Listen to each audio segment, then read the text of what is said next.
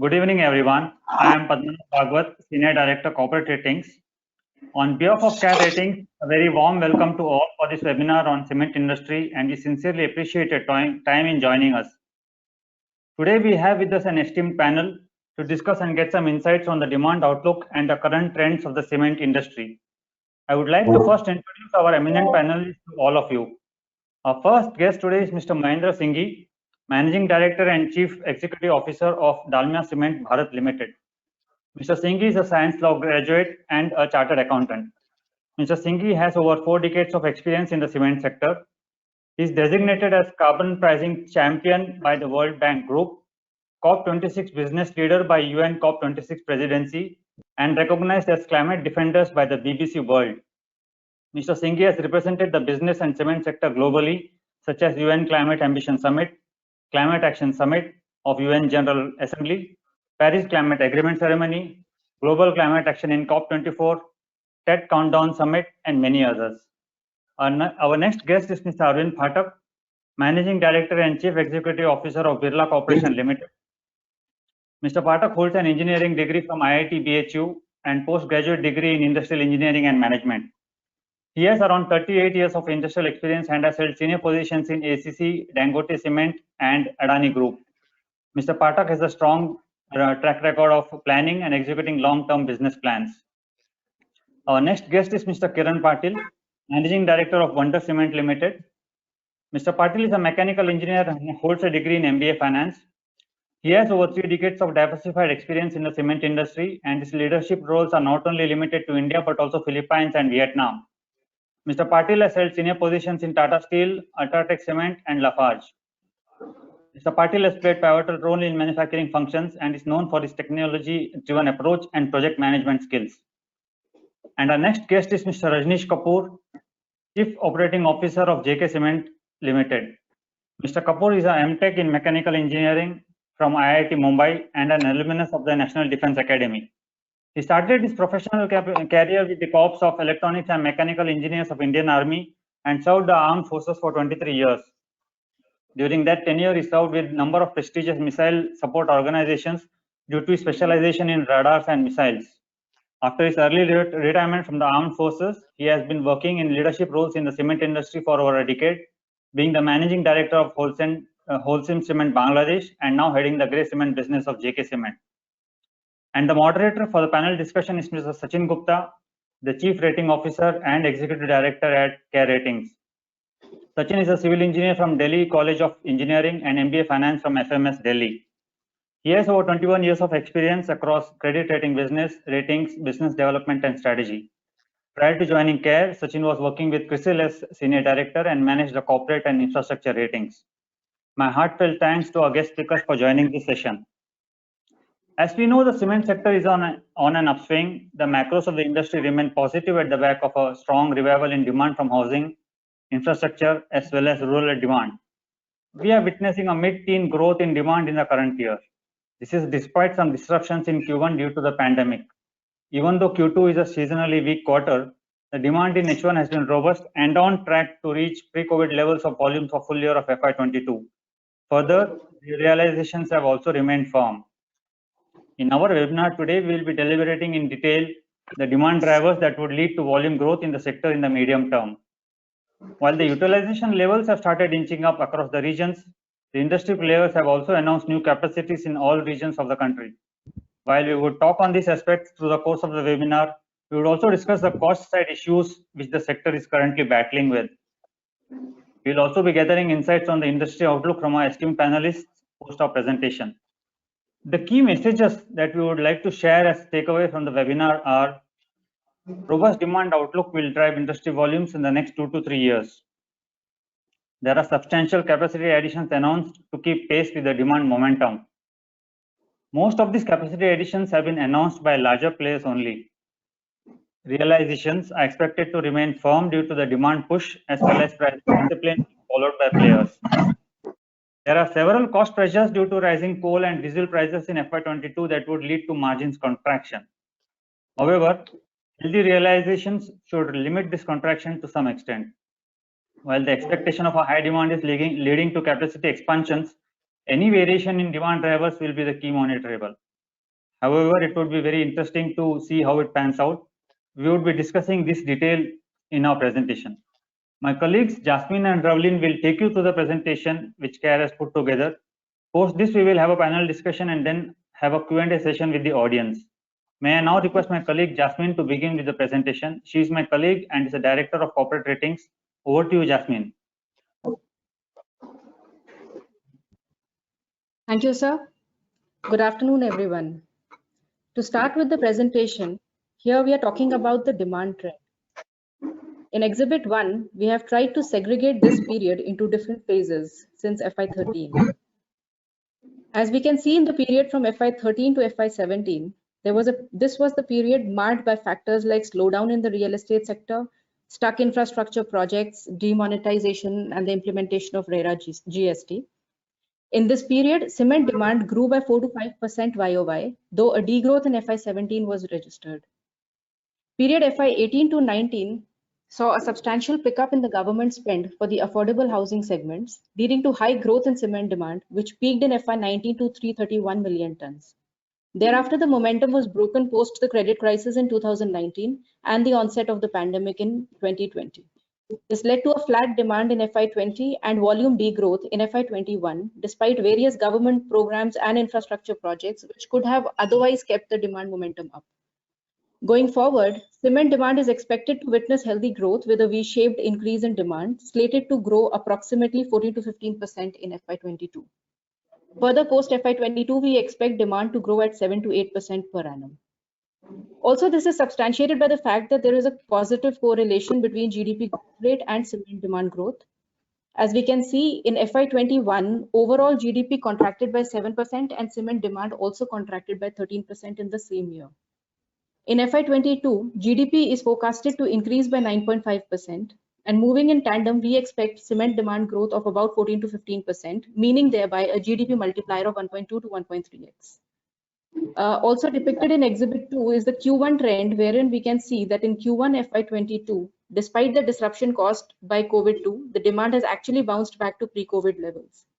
In the subsequent slides, we will take a closer look at the demand drivers. Here, talking of the demand drivers, infrastructure development is the key to the GDP growth of an economy. In September 19, government laid a 5-year investment project plan till FY25 as National Infrastructure Pipeline. The NIP envisages the execution of various infrastructure projects with estimated outlay of rupees 111 lakh crores. As depicted in Exhibit 3, a large part of this entails various cement-intensive sectors.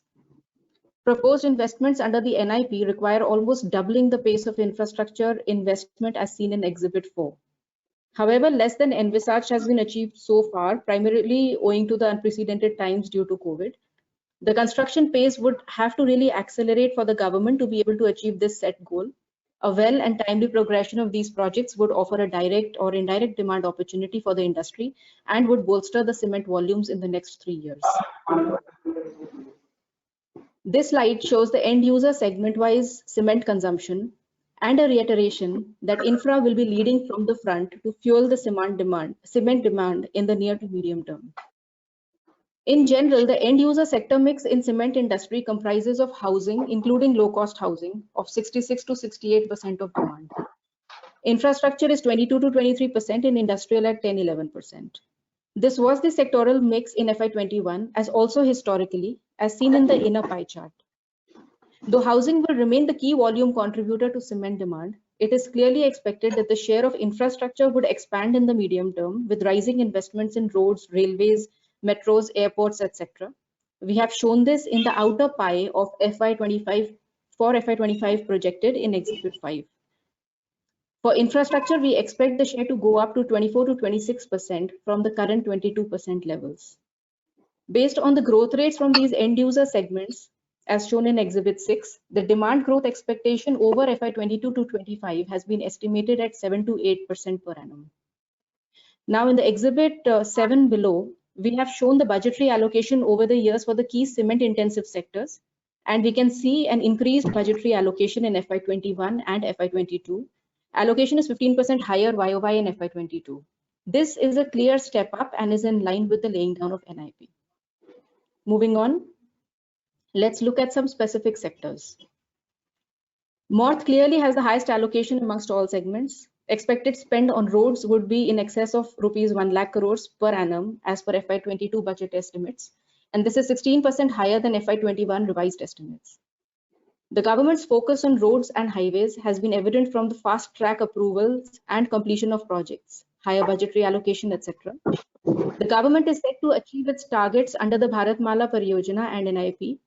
Despite FY21 being a COVID-struck year, the pace of construction increased as seen in Exhibit 8, showing the government commitment towards project completion.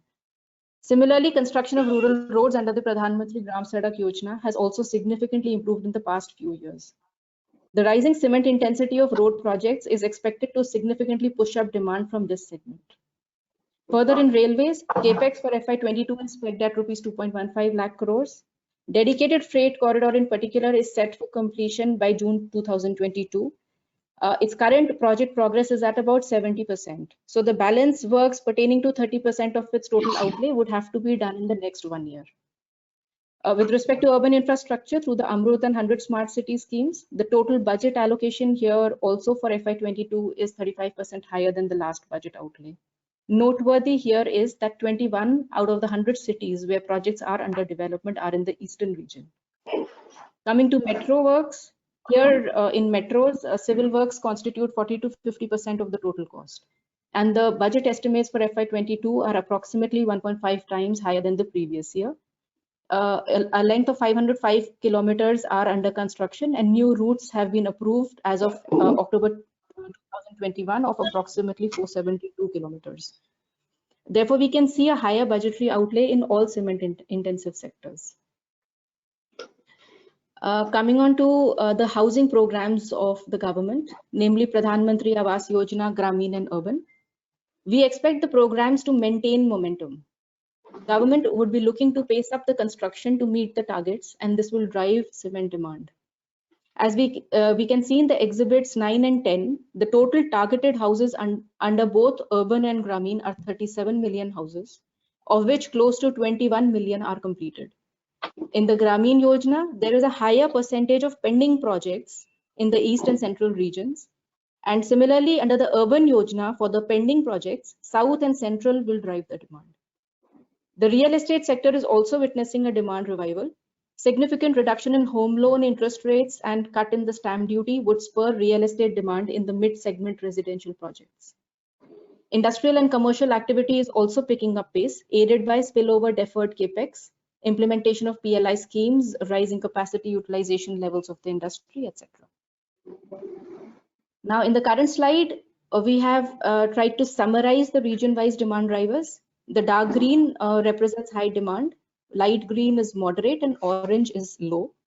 East would see high growth backed by higher government spend on infrastructure, affordable housing, and pickup in construction. Infrastructure spend would aid demand growth in all regions, while pending projects of housing would primarily push demand in East, South, and Central more than the other regions. The overall cement demand will be driven by all regions, but particularly East and South are likely to witness high levels of growth. I now hand over to my colleague, Ms. Ravleen Sethi, to take you through the balanced presentation and more specific supply side issues of the cement industry. Over to you, Ravleen. Thank you, Jasmine. In the current slide, we are showing the production trends in the past years. K Ratings expect the overall cement production to register a robust mid-teen growth in FY22. Cumulative cement production index has increased by 37% in the H1 of FY22 over the corresponding period of previous year. With the volume growth in foresight, the large and the mid-sized cement players are planning capacity additions to tap the growth opportunities, about which we'll talk in our upcoming slides. 46% of the expected production in FY22 is already achieved in the first half, despite the disruption caused by the second COVID wave, and the industry has now entered the stronger half. With the demand momentum to sustain, the increased volume shall to some extent counterbalance the impact of the cost headwinds, about which we'll also talk about in our later slides. Let us now look at the capacity additions and utilization levels in the current slide. Here in Exhibit 13, we have seen that the industry is likely to witness around 100 to 110 million ton capacity additions between FY22 to 25, that is next 3 years. And just for emphasis, in the 7-year period from FY15 to FY21, the industry witnessed 120 to 125 million tons expansion, whereas in the next 3 years, the additions are slated to be 100 to 110 million tons. However, we expect the demand to back up this capacity enhancement. Therefore, we do not expect decline in the capacity utilization levels. In fact, we expect 65 to 69% capacity utilization levels in this period. Expectation of increasing demand and stronger balance sheet of the players have triggered a wave of new capacity announcements, especially by the large players. Players are in a sweet spot with healthy balance sheets and stronger liquidity on the one hand and good demand prospects on the other. Also, deferred capex plans due to pandemic disruptions in FY21 have now shifted to FY22, leading to higher capacity additions. While capacity expansion in the sector is likely to continue, the pace of expansion and the demand matching up to it will be a key monitorable that would determine any intermittent demand-supply imbalances. The graph in this slide shows the pan-India utilization and capacities, wherein we expect increased utilization levels despite the capacity additions which are happening. Now we are going on to the region-wise details in the next slide. In the current slide, we have shown the regional capacity utilizations, and in Exhibit 14 below, we have shown the upcoming capacities in different regions over next 2 to 3 years. The regional impact of the pandemic-led lockdown had resulted in dwindling utilization rates across different regions in FY21. Let us first take a look at the north and the central regions. Northern and central regions witnessed subdued capacity utilizations in 21 due to production shutdowns in Q1 of FY21, due to the demand decline and also the massive reverse migration of the laborers which happened. A sharp recovery in the operating rates is expected in this region. Coming to the south, it continues to witness the lowest capacity utilization, as the wide gap between the capacity and the production has led to the poor utilization levels over the years.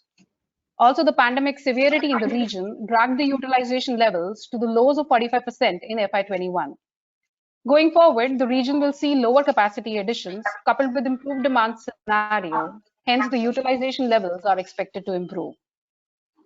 Eastern region has the highest capex plans, which may weigh down the utilization in the near term. 32%, close to 32% of the plant capacity is coming in the East region. Hence, operating rates would remain at 63% levels in FY22, with surge in the capacity additions and inbounds from the South India. Expectation of higher demand growth due to various announced projects has led to the expansion plans. However, any variation in these demand drivers can lead to a situation of the glut, which we have witnessed in the South. West saw the maximum impact of the pandemic during the initial period of the outbreak. It was the hardest hit with stringent lockdown conditions, the major hotspots being Ahmedabad, Surat, and Mumbai.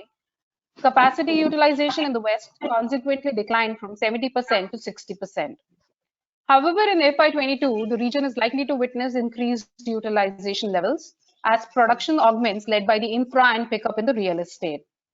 The new entrants adding the capacities in this region and inbounds from the south and north would limit the utilization to 66%, which is lower than the pre-pandemic level of 70% in FY20. The crux is that the utilizations are to rise again on the improving demand outlook, and this shall be witnessed across all regions. Moving on, in Exhibit 15, we have shown the capacity breakdown by regions in FY21 and also shown the breakdown of the industry capacity post-augmentation in FY25. We can see that the East share of Eastern region should increase from 21 to 23% in FY25. Further in Exhibit 16, it can be seen that the industry is fairly consolidated in nature. The top 6 players hold 54% of the capacity and the top 10 holding 65% in FY21. Region-wise also, in both North and East, the top 5 players constitute 70% of the market respectively, and in East and Central, the top 3 constitute greater than 50% of the market share respectively. South, however, remains a fragmented market. Since the upcoming capacities are also largely by the top players, hence the consolidated nature of the industry is likely to be maintained even after these expansions come on board. In fact, 46% of the new capacity expansions are being announced by 3 players, namely Ultratech, Shree Cement, and Dalmia Cement. The consolidated nature of the industry is also aiding industry's pricing discipline even after the increased supply post-commissioning of the new capacity. Now moving on, let's see the cost side, which the sector has been battling with, and the trend in the key components.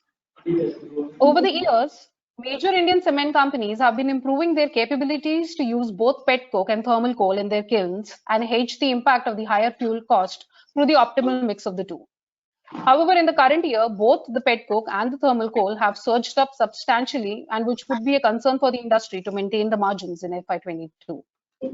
For the month ending September, the key cost constituents, which are pet coke and international coal, and even the diesel, are up by 20%, 111%, and 21% respectively from the March levels, which is also shown in the respective graphs. Though we are currently seeing some signs of respite in the coal and the pet coke prices, the combined impact of the higher input cost in our estimates would be close to 275 to 290 per ton. While there is a heightened focus on the efficiency measures, we believe it would still be difficult to fully offset the higher energy and the freight cost. The players need to take a price hike in a gradual manner so that it should not weigh down on the demand revival. And in our estimates, approximately close to 20 to 25 rupees per bag would be required to fully offset the cost inflation. Having talked about the cost, let us now see the price trends over the years across regions. Since FY19, we can see an upward trajectory in prices at pan-India level, and even similar trend is observed region-wise.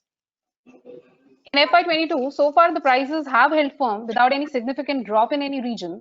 Q2 being because of the monsoons, there was some drop in prices. However, in October 2021, most players have hiked prices by 10 to 15 rupees a bag.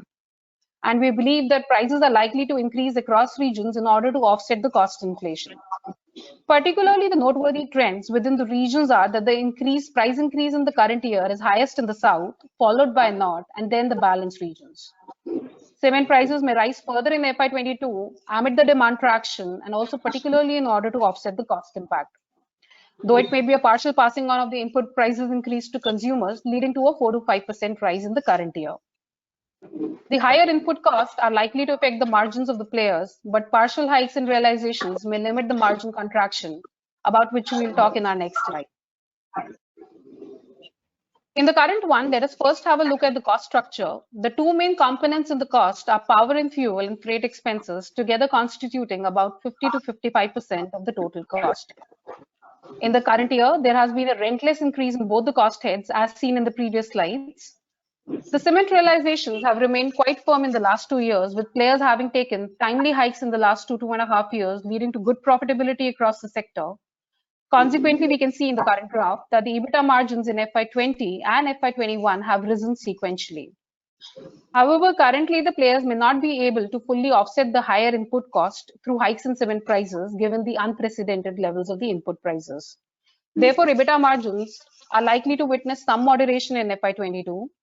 And in our estimate, the EBITDA margins are the moderation in the EBITDA margins would be in the range of 200 to 250 bips in FY22, or an EBITDA per ton impact of close to 100 to 150 rupees. With this, let us see the key credit metrics of the industry players, which have been improving in our next slide. In the current graph, the orange line represents the overall gearing, the light blue depicting the total debt to EBITDA, and the violet line showing the interest coverage ratio. These are average for the top 20 industry players, accounting for 85% of the industry capacity. Players have benefited from the cement upcycle, and they have shed debt despite the pandemic. The overall gearing and the total debt to EBITDA, even at gross levels, have been improving over the years. The stronger balance sheets with improved debt metrics and liquidity is auguring well for the next leg of expansion. Backed by demand and the expectation of the prices to remain firm, the credit metrics of the cement players are also expected to remain strong. This slide shows the rating dispersion of the care-rated players. Being a consolidated industry with long-standing and entrenched players, we can see that a significant 44% of the rated players are in AA and above categories, and 22% are in A category. Only the small and marginal players are in the lower rated brackets. The graph below shows the modified credit ratio, which is the ratio of the upgrades and reaffirmations to downgrades and reaffirmations in any given period. As we can see, because of the improving credit metrics of the industry players, there have been higher upgrades than downgrades, leading to greater than 1 MCR ratio. This has particularly increased in H1 of FY22. This is a summary slide with the key takeaways. The higher government spending on the infra and the low-cost housing would spur the demand, keeping the sector outlook positive. Expectation of the higher demand is leading to expansion in capacities. However, any variation in the demand driver will be a key monitorable. The utilization levels are expected to rise again in the medium term, and the realizations are also expected to remain sustained with likely increases from the FY21 levels, especially in the context of the input cost inflation. And as cost has head northwards, the margin of the players would be impacted. But with the limited transmission of the higher cost, we expect the margin contraction in the range of 200 to 250 bips for FY22. With this, we come to the end of our presentation, and I now hand over to Mr. Sachin Gupta, our Chief Rating Officer, to moderate the session further. Thanks, Ravni, and thanks, Jasmine. Am I audible? Okay, great. So, once again, a very warm welcome to our panel. We had a fairly comprehensive presentation covering, most of the aspects here. So it kind of just positions us rightly in terms of, kind of discussing some of the questions which are there in the minds of the market and the lenders and investors. So once again, a warm welcome to Mr. Patil from Wonder Cement, Mr. Singhi from Dalmia Cement, Mr. Rajneesh Kapoor from JK Cement, and Mr. Arvind Pathak from Birla Corporation. Very happy to see a very heavyweight panel, I must confess.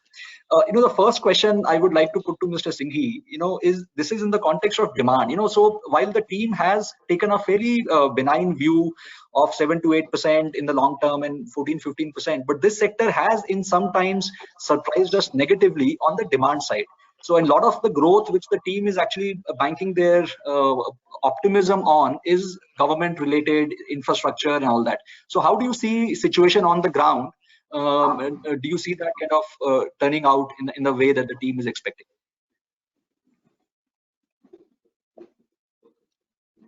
So you can't hear you. Can you hear me now? Yeah. Yes, sir. So thanks, Mr. Sachin Gupta. Thanks, Mr. Bhagwat. First, I would compliment the presentation which has been made by a very knowledgeable organization and knowledgeable people like Jasmine and Lovelin.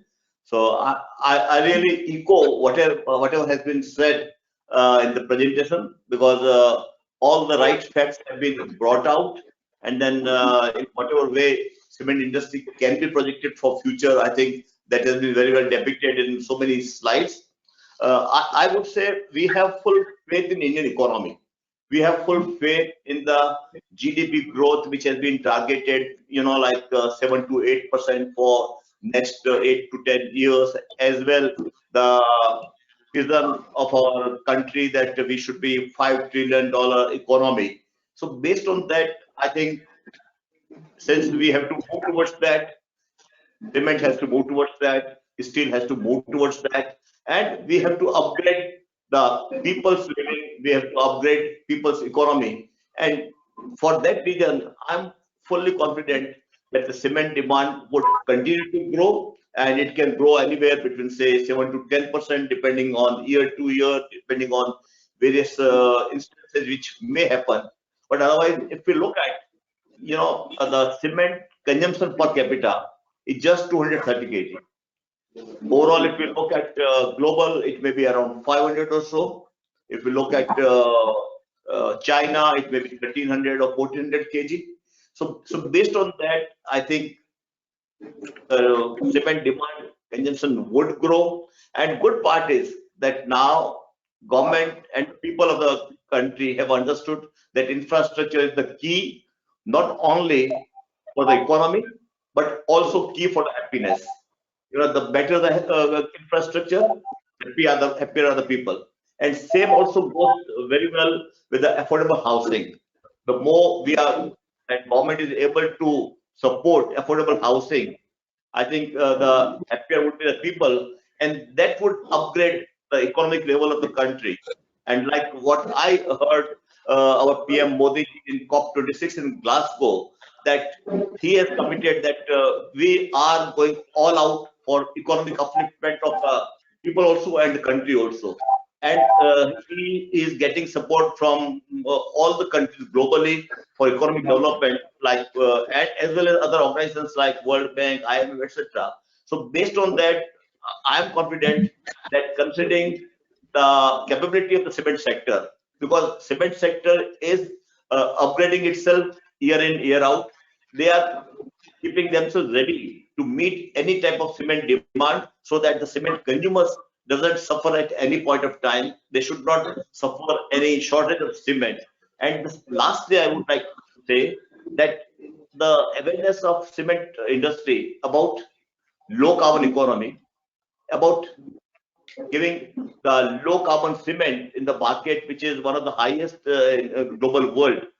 That's a very positive aspect, so that there will not be any question mark that whether we should allow this type of cement to be produced or not. And that way, Mr. Sachin, I would say we are quite confident that the demand would grow. And that's also the reason that for next year, even my company has created a roadmap from 30 million ton to 130 million ton, which gives us CAGR growth of 15%. Thank you. Great. Thank you, Mr. Singhi. I think you touched upon that whole thing on carbon, cement, and ESG. I will kind of come on to that in a bit more detail. That's a very relevant, and especially with your expertise of you having been to COP 26 recently. So we will come to that. Continuing on the demand theme, I'll come to Mr. Pathak. While I understand the optimism around infrastructure and all that, but it's a fairly large economy, large capacity, and we are seeing, especially if we see from a road sector, we have had a fairly good development in the road sector in the last 3 to 4 years. Do you see that kind of growing further in the next 2 to 3 years kind of a horizon? Would it kind of really lead to a incremental delta from where we are standing right now? Because otherwise, what we are seeing in the road is, it's kind of maturing in a way. So would there be a positive delta, and where do you see those opportunities coming from? Okay. Thank you, Mr. Gupta. Thank you, Mr. Bhagwat. And maybe I echo the compliments of Mr. Singhi, saying there is an excellent presentation. And I don't know about other panelists. I'm surely benefited by what I saw. I'll echo many of the thoughts which Singhi says. With his experience, he is rightly putting it. I have a lot of personal regards for him anyway. Coming to the road, before I come to the road, I think we should understand that a road is a tool, not a means to development of a country. So when we talk of road, there is a one consumption which per se is the road building, which is very easy to understand and appreciate. But when you build a road, you do bring in connectivity of business, you make it the ease of doing businesses, you connect the demand centers, you create a sort of urbanization. I'm not talking of, we are talking of this GDP, we are talking of this growth. Whatever we may say, really speaking, if this market has to be so many trillions, if the GDP has to grow at this stage, I think we'll have to almost double our urbanization. And if we have to double our urbanization, it would mean it have not only the infrastructure in terms of road, but all allied services. If you're asking me a direct question pertaining to the roads utilization, I don't see a plateau. I see maybe there's a slower in growth rate as going forward, but I see a lot of potential for the length and width. And what we have taken is a sort of easy routes to take. There is the flat areas of the country. But there are also very inaccessible areas in the country, which whether it's for the defense purposes, whether it's for the connecting the various sections of the society, whether it's the northeast section, the upper east section, if you have to bring them all into the mainstream, we need to have this improved connectivity, and road could be one of them. So the pace of increase of roads may increase and may slow down, but the total quantum will still remain to be substantial. And this road development will bring in so many allied demand, which will more than compensate for what we are talking about. So I am very confident that this growth projections that our team has projected, India has shown to be the vibrant, and Indian industry has always risen to the occasion, and it occupies a very pole position as far as the efficiency is concerned, the way we conduct ourselves, the product we have internationally. I think we have a future of our own, and we need to be proud of that. quality of the product, efficiencies that we bring in. So Indian industry has always risen to these requirements, and we will talk about carbons, etc. What Mr. Singh was talking, and the Indian industry will lead the way. So I am very sure that collectively all of us will be able to more than outsmart the demand that we expect from the road and the light infrastructure. Thank you. Mr. Singh, you want to say something? Mr. Sachin, Yes, sir. Yes, I will just add, just giving one example, that commitment of the government, even for Northeast, to have committed 14,000 kilometers of road, you know. So 14,000 kilometers is such a short area. You can understand that how much impact road would be creating, not only on the cement or steel, but in totality on the GDP also. So road would go a long way, because each and every one of us have tested the advantage of having good road. Thank you. That's a very, very, very valid point, and I think it kind of does give us a good clarity, because you're right. You know, once there are more roads, it will lead to more, you know, construction material also reaching to places which maybe till now, and especially in the context of Northeast, if you are saying, so there could be more and more, you know, houses being built there, because it's easier to get cement, you know, cement trucks kind of coming there. So very valid points. Let me get Mr. Patil now in. You know, so I think in general we are having a fair bit of consensus in terms of the demand estimates. In terms of future growth of 7 to 8%. Mr. Patil, at some level, I would want to bring in a regional flavor here, you know, and could you throw some light, you know, because in India, because of the, you know, nature of the business, nature of the product, you know, there is always a way to analyze, and our team also presented, you know, north, south, east, west, and separately how they're moving. How do you see that? You know, I mean, if you could throw some color, you know, say west, for example, we saw, you know, a bit of a pull down, especially during the FY21. How do you see that going forward, you know, at an overall level? Thanks, Sachin. Good evening to everyone. Namaskar, Singh-ji. And thank you for bringing this very valid topic at this moment. I can say it's a hot topic for everyone to know where the cement demand is coming and where it is going. But as it was nicely presented by Jasmine, I would like to compliment for bringing the outside and inside about the industry and also the growth trajectory, and we are completely aligned with that one. And whatever I wanted to speak, probably she had covered everything. Nothing is left out to tell about us. But when you specifically ask about the region, and the region where we are playing is West, yes, there was a dip in FY21. We all know that it was severely affected the pandemic of the region. But after that pandemic, if you see about FY21, there was a positive trend, and the company did very well. Not only we, but others also did very well. But the second wave followed with monsoon, then afterwards, what you call this coal prices increasing, all have got some kind of limitation. But I'm quite sure that this region will come up with new colors, because a lot of projects are coming. You know that the high-speed rails and what you call the highways are all passing through this region, and we are quite confident that the infrastructure development what government has posed is going to help this industry, especially in this region. And as rightly said by Singhi and Patilji, that about the road connectivity is going to help not only individuals and also for the movement of the goods, the supply chain. Everything is going to improve in coming days. And you rightly talk about the logistic cost or the distribution cost is going every day in an increasing trend. But right kind of qualitative roads and what we call low distance roads and the sourcing what we are talking from the nearest, all these is going to help the industry in coming days. And on infrastructure, this region is also coming with a lot of projects, lot of demand is coming. I hope you are aware, a lot of new players are coming in this region with new plants. Altogether, this region also going to contribute equally to the country's GDP. In FY22, my projection is something about 1.25 to 1.3% the GDP the industry should go, somewhere about 14 to 15%. That is what looks to be optimistic. but it should be realistic also, because this year the first half or some of the first quarter or second quarter was not well, but demands was started picking up. We are quite optimistic that the FY22 should be good for region as well as for the country. Thank you. Got it. Thanks, Mr. Patil.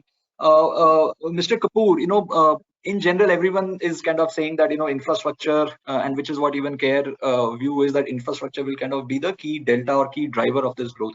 Now, one point which I wanted you to dwell upon is, if there is the demand is more coming in from infra, does that in some ways change your mix of the trade and the non-trade segment, this thing? Because generally we expect that the non-trade realizations are lower and therefore low on profitability.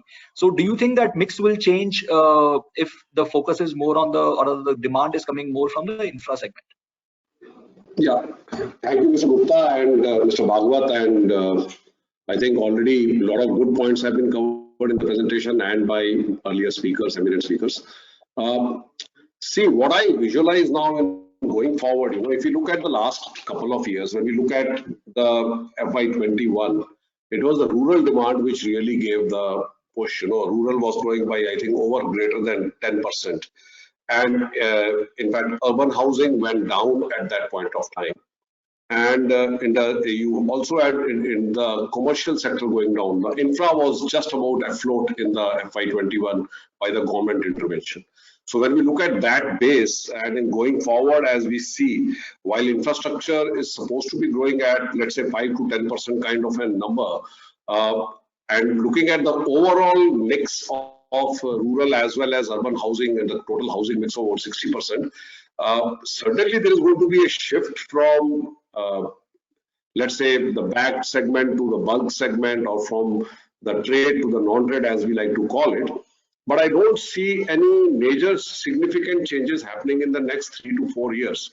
The changes that I do see are when we look at the, let's say, when we look at the urban cities, when we look at tier 1, tier 2, tier 3 cities, and let's say when we look at a city like Gurgaon or Bangalore or any other metro or any other big city, in those places, the percentage of bulk cement is increasing. So let's say, but when you go to tier 3 and tier 2 cities, still it is individual house builders where the bagged cement is going.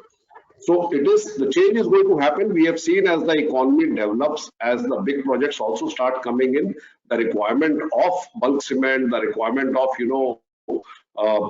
non-trade or the industrial segment cement increases. But in the next 3 to 4 years, I am not visualizing any significant change in that direction. But limited to some of the big cities, this change is already happening. We are already in the process of that. Thank you.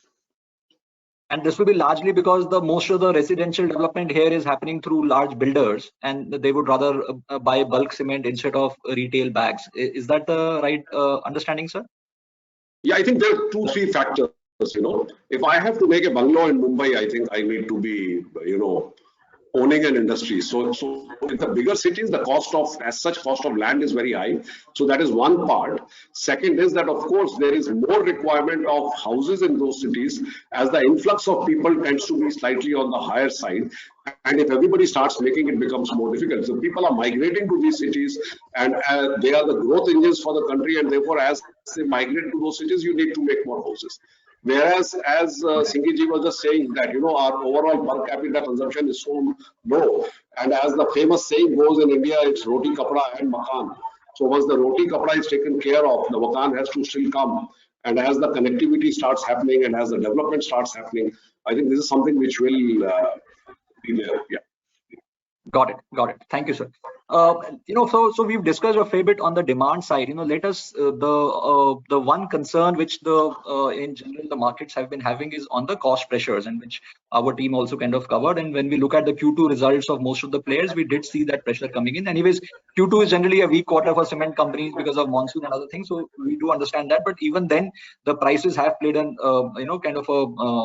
they've impacted the profitability and otherwise. So maybe I'll get Mr. Pathak to kind of come in. How do you see that kind of playing out, in terms of this cost inflation? I mean, while it is not only there for cement, I'm seeing, across the sectors, across the corporate manufacturing sectors, the commodities are going up, whether it is steel, whether it is cement, other input prices, input components, etc. So how do you see that playing out? And if maybe we have numbers till September, if you can give, how say petcoke and coal and diesel we know has kind of come down to some extent. How is it kind of playing out, and what impact do you see? Our team did make a comment of about 200 to 250 basis point kind of a margin impact, or 100 to 150 rupees per EBITDA ton, EBITDA per ton kind of an impact. How do you see that playing out? And maybe if you can give some color on numbers, that will be very helpful. Okay. If we talk about the existing situation, what it exists today, and your presentation, I think aptly captures it. If you look at it, most of the energy basket, when I say energy basket, it would include diesel, it could include petcoke, it could include coal, or for that matter, any of the energy basket you looked at. The world over, there has been a price increase.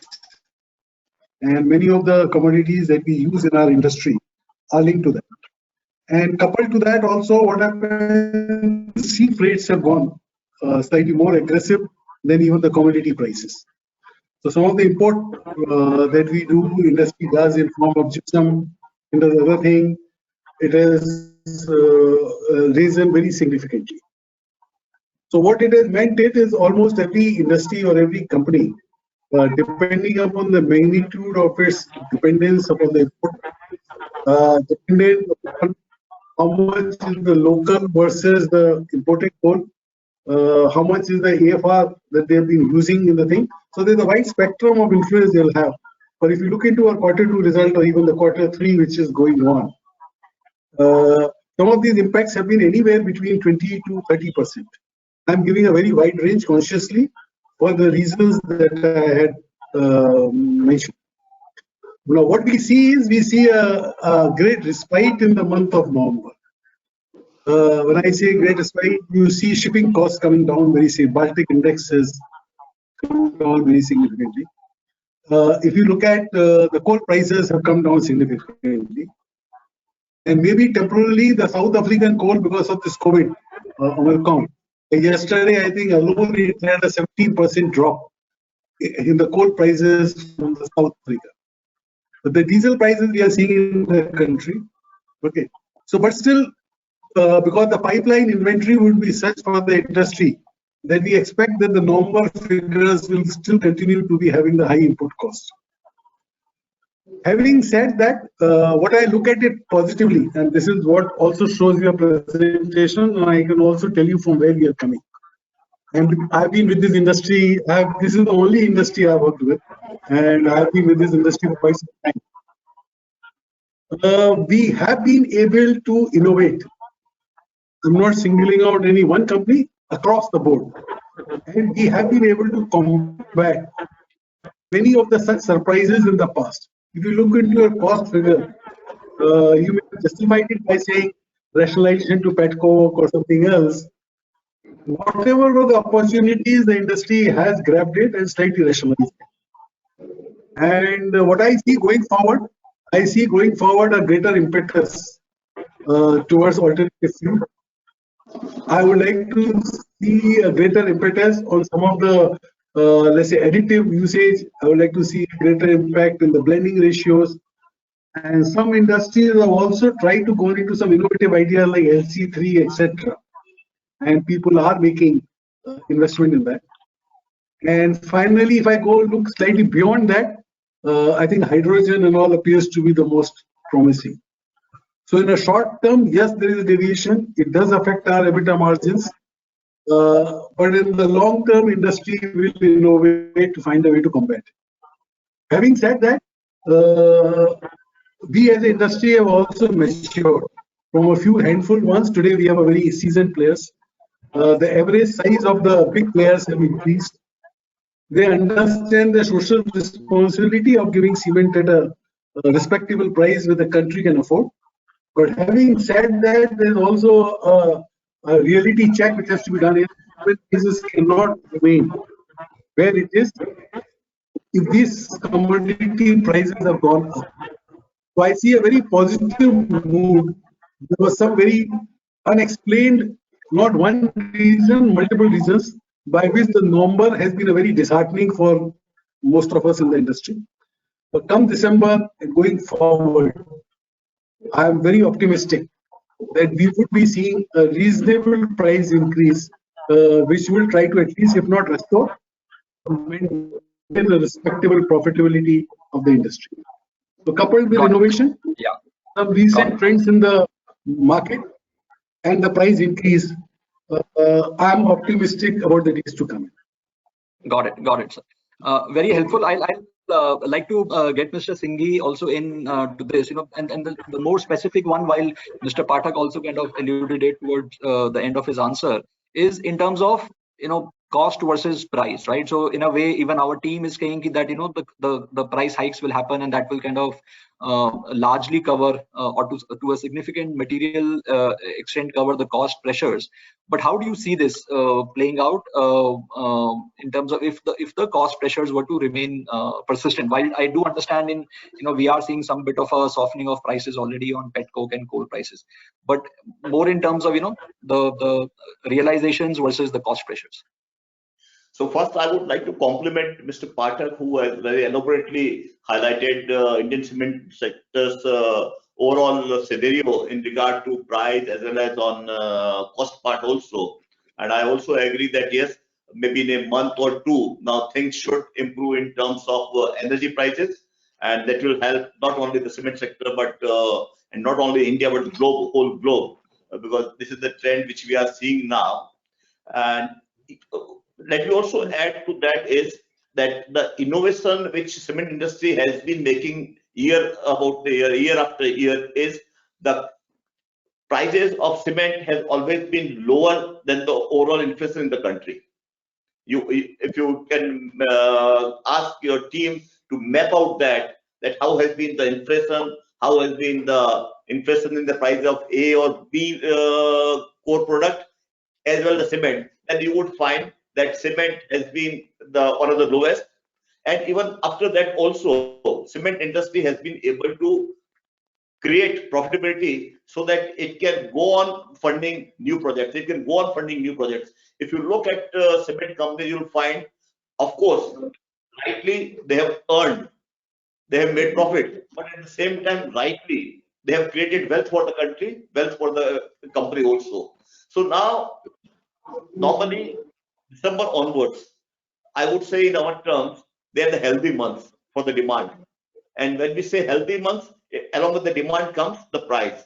Because it's just not our wish that if cost has gone up, let price go up. Because it's all free economy now.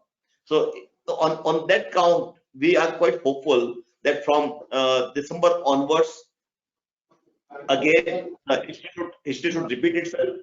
Price should go up to the right level, but I'm confident that cement price increase would be broadly lower than the inflation, and we will be also able to sail through, as well would be able to create so much margin so that we are able to serve our all stakeholders, our shareholders also, our company also, for funding new projects.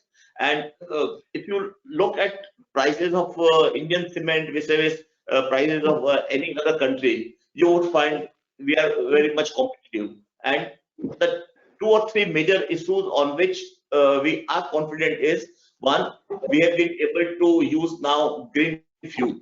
This is basically, we want to clean the country also by using the waste of either the sector or the municipality or the city. And secondly, we are also now working in a big way for green power. And when I say green power, it is basically the renewable power, solar power, wind power. And thirdly, like Pathak has said, we have now started working on how to use hydrogen as a substitute of fuel. How we can also capture, say like Dalmia Cement now, they are working on how to capture the carbon dioxide and make green carbon dioxide, which can earn also revenue in time to come.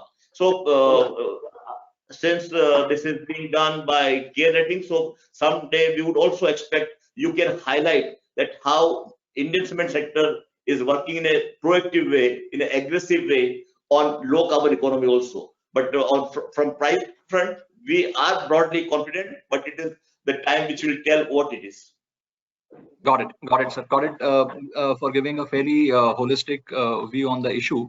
I like to get in Mr. Kapoor here. One thought which also comes in. Many of the players are looking at capacity enhancements, right? Obviously, even we are saying there will be a demand uptick, and therefore, increase in the capacity by various players is kind of but natural. But do you see that in some, and also I see people moving into new regions, right? I mean, earlier there was that generally people will have one capacity and they will remain in one region, but now we are moving into across regions also. So do you see that at some level that having an impact on the pricing realizations and all that? It getting more competitive? I think so. Competition is always, because that delivers the best value to the customer as well as it makes us more efficient. So if we have good competition, if we are having competitors who play on good costs, so you are driven to go to that cost. Yes, I think the trend today we see is that people want to go into different regions. And when you start looking and start making your company's strategy, you want to be sure that you in a way you are able to have multiple areas in terms of products, in terms of geographies that you're going to operate, so that you can de-risk yourself. If you look at India, India is not just one country. If you put together, maybe we have 5 to 6 countries. Each region has got different dynamics. South is absolutely different with almost double the capacity than the demand. North has got a lag. Central is different, and East is now also having, a few years back, East had the demand supply balance was better, but now it's the supply side is increasing. So you would like to hedge your this thing depending on how the different geographies work. And this is the advantage which big players have who are present in all the geographies. A company, let's say like Ultratech, which is present everywhere. So we have always seen in the past also, when we see that some region or other, some zone or other always is doing slightly better than others, and some may be facing the pressure in terms of local issues which may come in. There could be some floods, there could be some other aspects which are coming in. So competition is going to go to all places. All of us want to go to different geographies. Our company is making an effort now moving into central India also, and so are so many other companies doing. I think it is good for the industry. It makes people more aware of what are the challenges. And if you're making an investment, you want to protect your investment also. The industry has become matured, unlike past, where market share probably was the only thing. And I would say that market share is a very important part, but a profitable market share is something which I think industry is looking. And profitable market share is also something which would be good, not only for the industry, but for all stakeholders, as was mentioned earlier. Because that is how we are able to generate revenue for the government. We are able to pay, all our stakeholders and contribute to the development. Got it. I think in a nutshell, I would say that I'm not really too much concerned about the capacities which are getting added, because if we look at the demand supply trend, we have seen that the capacity utilizations are only. So on that part, I think the industry is on the right path. Got it. I like to get in Mr. Patil in here. On the M&A side, so we have historically also seen a fair bit of M&A in the industry. Many of the players have acquired assets, some facilities have been sold. Larger players have kind of large players are growing both organically and inorganically. How do you see that going forward? Do you see more M&A to happen, or do you think that will kind of mostly people who had to sell and all that have happened, and therefore mostly it will be organic growth that the large players will kind of see? So can't hear you. Maybe you're on mute. It all depends upon the opportunity, how it is there. And every industry is, be in the country or outside the country, have a what you call very clear vision about what they want to do it. And they know how the countries are performing that one. If I am sitting in a country, how other countries are doing that one, other foreign players also see that one, how our country is doing, especially whether the government is stable, the infrastructural projects are coming it or not, what kind of budget allocations are there. This all makes, I think, a big difference for mergers and acquisitions. And I have seen the past also when some of these players, when they enter the country, what made them to enter from other countries to our country. And country was growing that time, and they saw that when they can make good money out of the business in India. So I personally feel that for both Indian players as well as the outsiders, the opportunity how it is going to give the business. So in coming days, if you want to grow, say about another 500 or 600 million tons by FY30, both will happen. It merger and acquisition will happen, FDIs will come, and strong Indian players will also play a role that one to create, because only one thought will not take this volume of about 600 million tons. What we are looking, it is not a small. There are a lot of regulations in the country. Even if I want to have it, if I have cash, do I have land? Do I get mining lease? So many things we need to see, but both will go hand on hand to get this volume. So this is all opportunistic, what I can tell you. Okay, got it. So, I'll just ask one last question, and then we can kind of open the floor for questions from the audience. And this is on the ESG thing, and maybe Mr. Singhi, you will be the best person, and other people can also share their thoughts. ESG has kind of pretty much become a buzzword now, and as you also mentioned, but the thought which in my mind is there, cement in general is a fairly, while there has been innovation and all that, but it's a polluting kind of industry with high emissions, high carbon intensity and all that. So do you see that we are doing enough? And that is one point. And secondly, could there be challenges that the industry could face basis the pressure that maybe India as an economy faces on reducing things? We already saw some bit of challenge on the thermal coal this time, and I think still India, China could kind of get through by making some not very hard commitments. But do you see that kind of a pressure coming in and leading to some regulatory stipulations on the cement sector per se? How do you see this?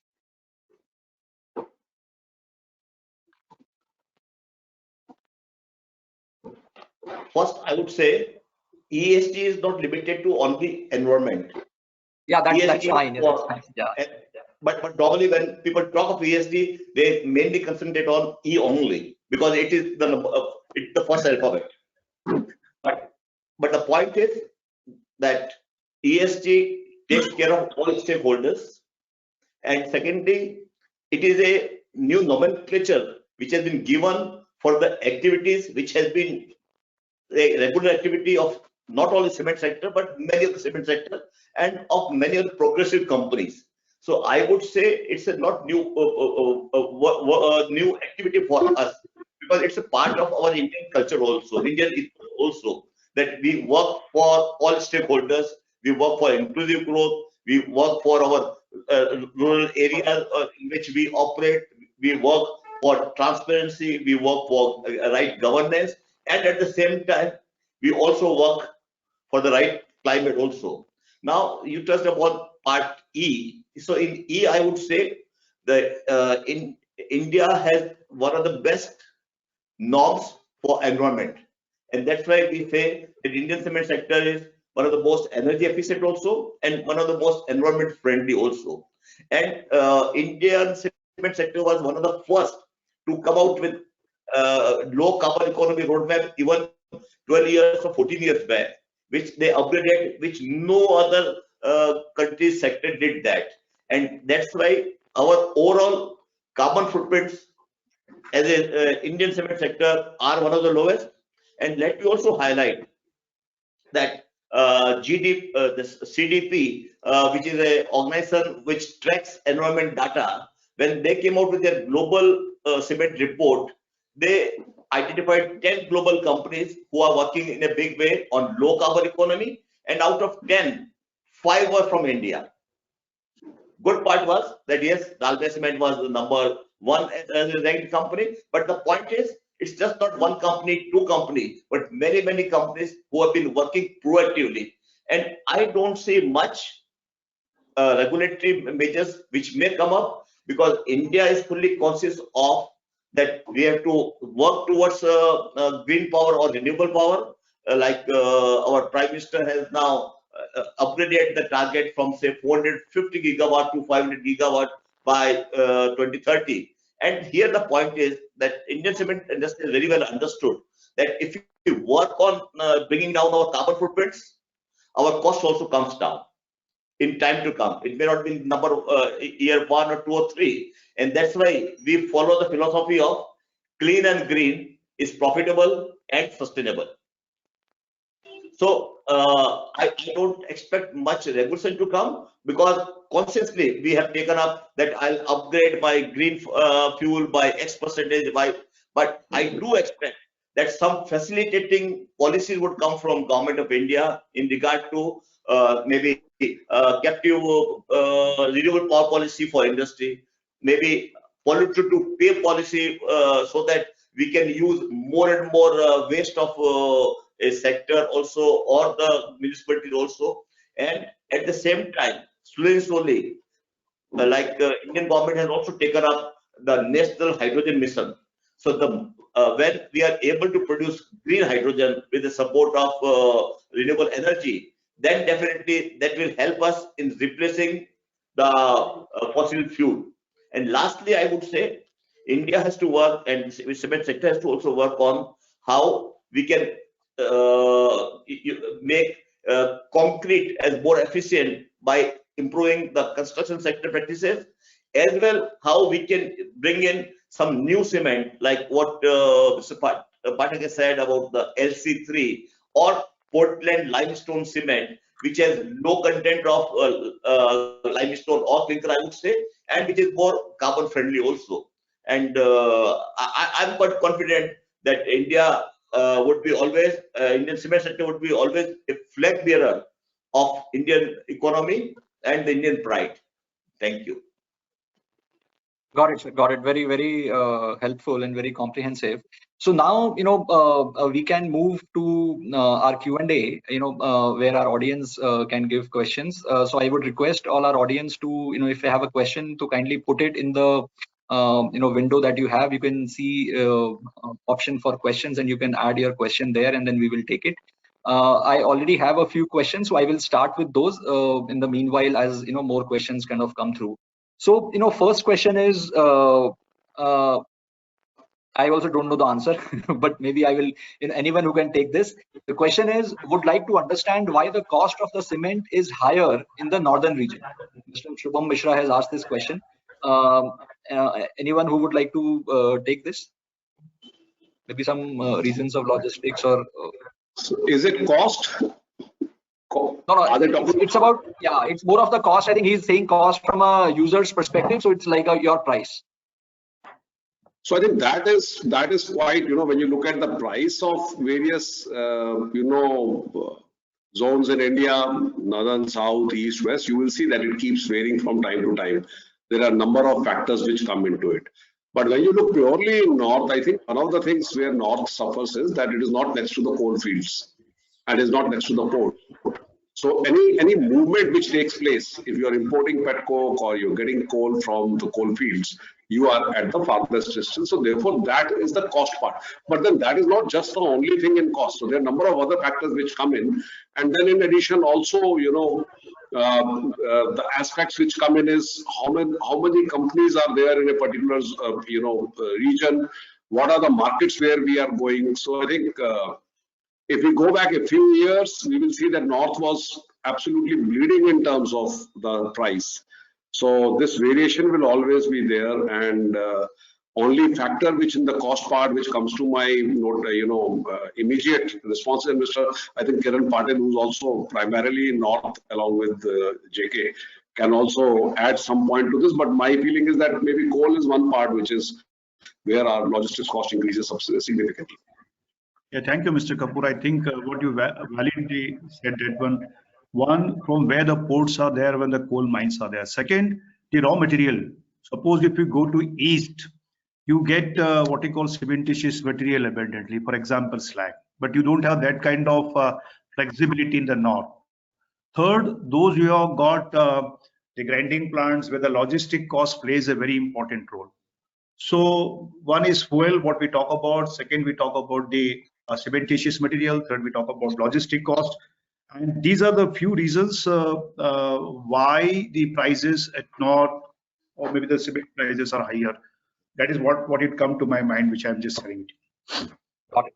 I think that's fine. We can move to the next question. The next question is an interesting one. They're saying at what capacity utilization level does a company generally start thinking about enhancing the capacity? So, is 60% enough? Is 80% enough? Because I think I also see different levels for different companies. So or is that a region capacity utilization? So maybe Mr. Singhi, if you can take this. Sure. So it all depends on what type of strategy you have adopted for yourself, because all companies, they work for next 5 years, 10 years, 15 years. So 1 year, 2 year capacity placement will not play the role. But then one, how economy is growing. Secondly, how that region is growing, where they have their limestone resources. But and it is just, if a company is present in 3 regions, then it's not the average of the capacity utilization which will matter. But if I want to now grow in south, then capacity of that area may matter. And it's just not the capacity utilization, but it also the profitability of that area. You may find that the capacity utilization of south is low, 45%, 50%, 51%, 60%. But if you look at profitability, it will match, because the profitability per ton may be higher, volume may be a bit lower. So in totality, it will also make it profitable. So I would say companies do prepare their strategy based on what their position, which they would like to have from market share point of view. Second, the GDP visibility point of view. And it's anybody's call in regard to their strategy. Got it. This is good. Yeah. Just I would like to add one point on this one. Sure. One, you rightly said about the market share, and second about the EBITDA margins. At what EBITDA margin you want to play it? My EBITDA per ton, where it has to be there. It is not that only my EBITDA, not only market share. Both will have greater impact on your business. That's how we look into that. Okay, great. The next question I have is from Arasu Shamugam. Basically, the question is around the impact on working capital utilization. Now that the prices are going up, is there a chance that the people build inventory of the commodities, which maybe prices are they taking maybe some price calls on commodity and trying to de-risk themselves, and because of which the working capital utilization, basically bank loans, they could go up. So is there some kind of a stocking up which is happening? And it's more maybe Mr. Pathak, you can take this. It's a general industry level kind of a question. So how do you see this? Thank you, Mr. Gupta. I can again relate myself.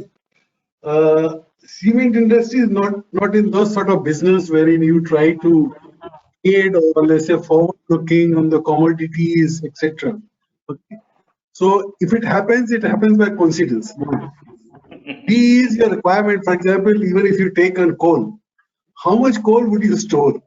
The big plants, big companies is today, if you look at the most of the average big ticket company size will be 10 million ton plus.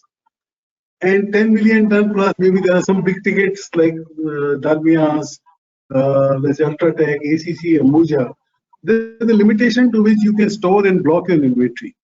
So I don't think the industry works on the trading on like trying to see what will the forecaster, etc. A smaller lot you may do. Your next shipment you may take wait.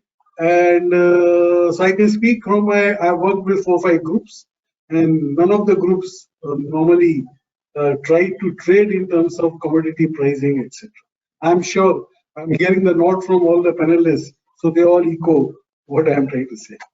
Very well said. Very well said. Right. Yeah, got it. Next question is maybe I think in response to what Mr. Singhi you said about South. The question there is, can you export to say markets like Sri Lanka? Can it be a good market, or is that already being done? And could that be a growth driver, considering that the capacity utilizations are low, and because otherwise it's a very bulky commodity, we understand. So is that something that is likely in general for the industry? Some quantity is being exported to Sri Lanka, but now Sri Lanka is getting more quantity from China as well. one company has set up a new integrated unit in Sri Lanka. On that account, even the contribution is not more than say 400 to 500 rupees a ton. So many times when the prices are a bit favorable, even at 400, 500 rupees contribution, cement plant do export some quantity. And at the moment, it's not a great opportunity for exporting cement, even at increasing a 1% more capacity utilization. In fact, I would just like to add to what Singhi Sahab is saying. I am not sure now, sir, of the data of Singapore, of Sri Lanka, but I think Sri Lanka as a market would be somewhere between 10 to 15 million. I don't know what is. So when we look at India, sending cement to Sri Lanka will not solve all our problems. We are a massive country with a huge overhang. So even if Sri Lanka opportunity comes, it's only going to take care of maybe very little quantity that we produce in South. Fully right, fully right. Got it. One last question I think I will take before we close this. We are, hour and 15 minutes into the session, and this is, and maybe Mr. Singhi, you can take this. This, and the gentleman who asked the question, I think he's maybe as ignorant about it as I was maybe a few months back. His point is, could the product be, the product like OPC, etc., be taken over by new innovative product like green cement? So I think you will have to explain, how green cement and how disruptive it could be. I do have some understanding, but I will really like you kind of in terms of how exactly is it different, from the regular cement, and how disruptive it would be for the existing players. Great. So I would say in terms of CO2 emission per ton of cement, like OPC emits 800 to 900 kg carbon dioxide per ton of cement. Now, instead of that, if you produce Portland Pozzolana cement, PPC, which we call blended cement or we call low carbon cement, then that may be emitting 500 550 kg per ton of cement. Now, if you produce Portland slag cement, PSC, then that might be emitting around 350 to 400 kg per ton of cement. So what Indian cement industry has taken step is year by year, they have increased percentage of low carbon cement or the blended cement from say 50-55% to, I would say, I may be a bit wrong here and there, but maybe today we are 72-74% producing blended cement. So that means to that level, we are already producing green cement or low carbon cement.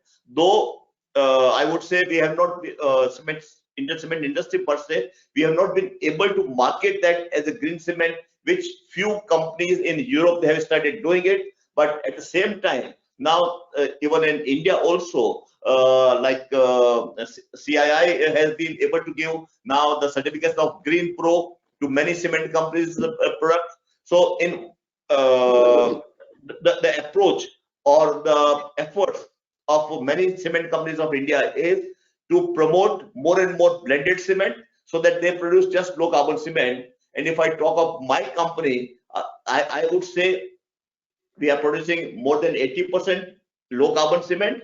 And we have also announced that from 2025, we would not produce OPC. We would be only producing low carbon cement. And we are innovating how to make LC3, how we can make Portland limestone cement, or few others also, on which Bureau of Indian Standards, NCBM, CMA, they all are working on it. But then, yes, our friends who are hearing us, they can repose faith in the Indian cement sector that we would always remain the greenest cement sector in the whole globe. So great. I think you answered it very well. And I think with that we bring, while there are more questions, but we have already overshot the time. So I would just like to thank all the panel members, but I will anyways hand it over to Padma Bhagwat to kind of give the closing remarks. Padma, over to you. Sure, Sachin. I would say this has been a very informative and insightful session. I sincerely thank Mr. Mahendra Singhi, Mr. Arvind Phatak, Mr. Kiran Patil, and Mr. Rajnish Kapoor for joining us for this webinar and giving their valuable inputs. Thank you, Sachin, for moderating the panel discussion. And thank you for all the participants for taking the time out and being part of this CARE Ratings webinar, and look for your participation in the future also. I hope this session has been useful. For further queries, feedback or suggestion, please respond in the feedback mail, which will be coming to you no sooner the webinar ends. Thank you and goodbye for now. Great. Thank you, sir. you. Thanks. Bye-bye. Thank you. Thank you so much. Thank you. Thanks.